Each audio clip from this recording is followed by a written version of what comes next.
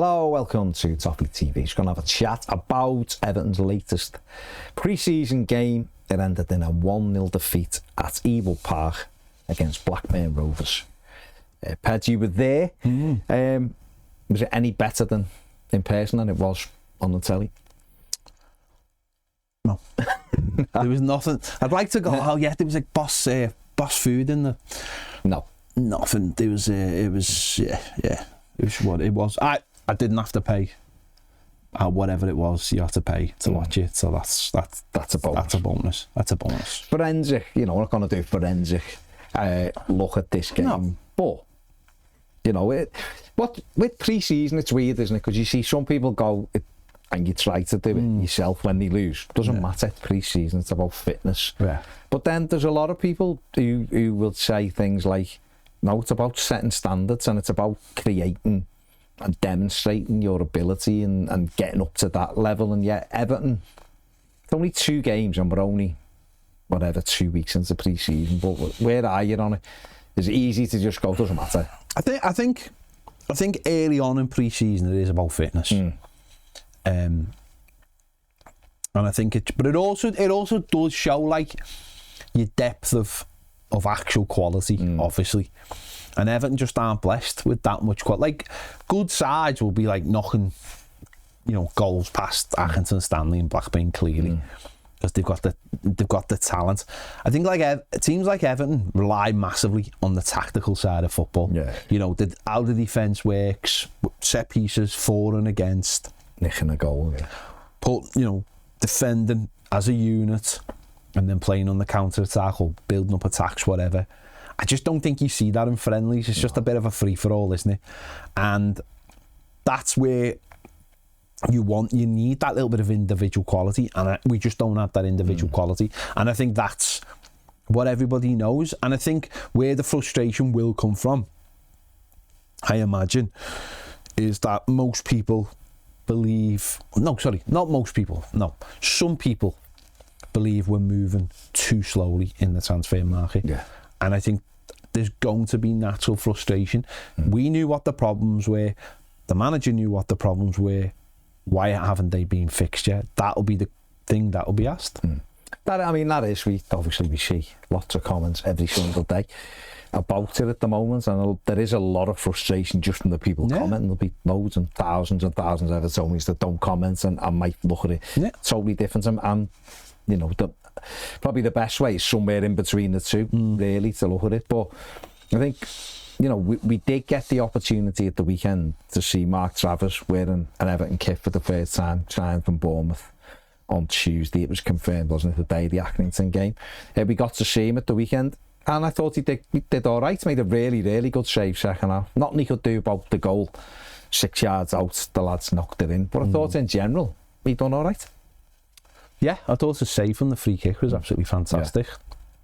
I think what we've got there is an assured goalkeeper who I think will be trying to push Jordan Pickford to become the next Everton number 1. I think that's where he's been brought in. Whereas maybe the other goalkeeper, certainly João Virginia, might have thought that he was never going to be number 1, and that's what David Moyes has seen from him when Ali has been in the club. And I think Travers will want to be the number 1 eventually, and that could happen. That could happen. Don't know whether it will, but that could happen. It's about standards. About, when we're talking about standards, we're talking about people having 2 players in each position, pushing each other.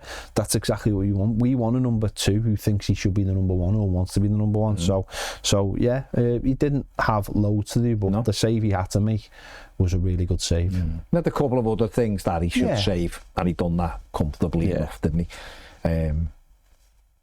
I'm looking around the team and thinking, well, you do. It was easy, I think, to look at the Accrington game and go, well, we were a bit short creatively because we didn't have Iliman and Jai. And this game did see Iliman and Jai back in, him and Idris Gana Gueye. Obviously, Gana was captain for the game. Iliman was in there. It was their first taste of football for Everton this season. What did you make of their displays?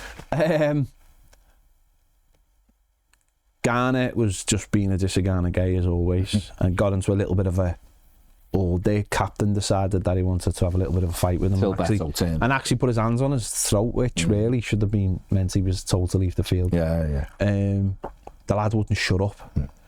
I mean, that's the only thing, that's the one thing I don't like about these friendlies is it does sometimes, you do feel like people just overstep the mark or want to prove a point or something. You just think, what are you doing? So yeah, I mean, listen, a couple of times he was a little bit like, you know, silly little things. First game back was fine. And Njai, yeah, a couple of moments, but never really, obviously, nowhere near going to be in the full flow. No. Will be told not to be in, to try and push himself. It's a friendly, it's the first game back. Just get yourself back into it. And then obviously step it up over the next week or two and be ready for the beginning of the season. And, you know, different from last season, having to prove himself. He's now Everton's most important offensive player, really, for creativity. So it's important that he goes into the season strong and fully fit, and that's all you're asking for. So, yeah, fine. Absolutely fine, both of them. There was a couple of good moments in the first. That lovely little move where Patterson ended up putting it across and the keeper done really well. That's out of the tap, and it was a good save from the keeper there. And we had a couple of other moments. I think Alcaraz had a volley blocked. And we got in, and Jai got in round the back and put one right across the 6-yard box. No one there, but too often the build-up would break down from taking too many touches and ending up passing the ball back, or just not getting the delivery right. And listen, you understand that it's pre-season, they're not right on it. But I thought they looked a little bit leggy. Yeah, they did. I thought Michaelenko looked very leggy. Yeah. Very leggy. Like, me and James had a day in man, just not fit. Like, he looked, I don't know, at times he was like really blowing. They've had hard sessions. Yeah, they do. And I think sometimes the second game is like, it's kicked on a bit, and they're having to work harder, and it is a little bit, you know, you've had a hard week, and I'm not using that as an excuse, but some of them did look, and I did think he did look a little bit, because he's going to be getting asked to do more, push on more, get up the pitch more. Yeah, I did think he looked a little bit, but yeah, I think that's expected. With that being said, with Michaelenko, just back onto the recruitment for a minute, is it vital that Everton get another left back in this window, so they can have someone who can fight with him for it, or so we've got at least backup in case he is injured? I think so. I think I think he's a good defensive player, and I think the other side of it's a little bit not alien to him, but maybe just pushes him a little bit further. But just good. That's good. Pushing a player, making him, you know, asking him to do more. But then pushing becomes stretching, and then does stretching, does it snap? So I would like another one. I think you should have two players for every position. I think the days of having players who cover positions, I think, is gone. I really do. Because what happens then when, you know, you have a player who covers a position and you need someone to fill that position? You know what I mean? It becomes like, I'm the same with right back. I want a right back who can be our future right back. I want someone who can go in there and be playing that position. So I do think every position should have two players who play in that position, and not someone who's just going to cover. I really do. Yeah, I think for me, the goal was really poor. What we can see, it was good from their perspective to move the ball really well, but from our perspective, it was too easy to cut through, and people left the position, and Jake O'Brien got across but didn't quite get across, and Nathan Patterson had two men because Dwight McNeil hadn't tracked his runner and stuff. And these are things that you get in pre-season, because obviously lads are, if they are tired after every week, they switch off, don't they, for a sec or whatever, and they are a week ahead of it. But one thing it did at the weekend, it did expose our limitations from a creativity perspective. Everything's on and Jai, really. I know others are trying to, like Alcaraz at times, just trying to play it in and get it back on the edge of the box and force it, but because we don't have we don't have the left back bombing on. Patterson did try to bomb on, but you've got Dwight McNeil who's coming inside. We haven't got anyone driving from midfield, and then Beto, You don't know what you're getting off him because he's he's unpredictable, isn't he? So, but even they weren't sharp. Our offensive players didn't look sharp. So no, but they're not going to expose a bit of creativity. They're not going to look sharp, are they? But it's just that, as I said before, it's just that natural ability, that natural. We don't have too many like get on the edge of your seat kind of players, do we? We have functional players. That's what makes Njai a rarity, and that's why people really like him. He is a proper old-fashioned player, but he's prepared to work his socks off. And people love that kind of play. Funny enough, I was watching that documentary you were featuring the other day, and I've seen like the clips of Duncan McKenzie and stuff, and just taking the mick, and that's what he's like. People have always loved that kind of play. People will always love that kind of play at Everton, and but if you don't have someone on the other side to complement that, who may be like his raw pace, or a midfielder who can split the defence with a pass, and that's sadly what we just don't lack. We massively lack. We play 4 passes where someone with a good left or right foot could open it up with one, and it slows the game down so massively. And I just think, as I said before, that's where tactically we are a good side and we will win games of football. But if you want to like open a game up or a team up, we just don't have that. We sort of saw bits of it in the second half with Harrison Armstrong, but sometimes it just, his pass was either a bit too strong, or but he at least was trying to play that ball and split them. What did you make of him overall? Because this is a big summer for him, and I'm bringing him up because today it says there's 4 championship clubs battling for him, which may well be, but he's got something, hasn't he? Definitely. It's definitely like, it's razor blade, isn't it? Because it's like, it's on that edge. Does him trying to make those passes and then us losing the ball mean that he has to learn more how to take care of the ball and know when to release that pass? Or is it the flip side where you're like, something about this lad where if we get it right, this could be exciting. And that's like, goes back to sort of like Ross Barkley, where the manager made the decision to stick him on loan, and then Roberto Martinez actually got the best of him because he'd learned maybe when it was the right time, or maybe for a lot of fans he never learned the right time. But there was something about him there. So that's on a knife edge, and that's what they'll find out in the next couple of weeks, whether he's ready to step up against, and that's the thing with young players when they come in. Certainly, you see them against maybe one level of opposition and it makes you really excited, and then you see them against a tougher one and who are maybe a couple of weeks ahead, and you're like, oh, there's still loads to do there, because there's raw power and there's pace and everything, but they're not taking care of the ball. And that's the thing. I said it last year with Tim Irabuna, which I still don't understand why Tim Irabuna he was sub, but he didn't get on, so they must have had. He must have felt something. That was what I thought last summer about Tim Irabuna was. You can see that he's got the makeup of the player, but for me it was like he didn't know when to release the ball at the right time, and that's something I'll have to figure out. But like as you said before, I think Everton need a 6, need a ball carrying midfielder. And we need, obviously, a right winger, and the right winger for me is the one where you're like, Dwight McNeil cannot play right midfield. He just can't. Not for an entire season.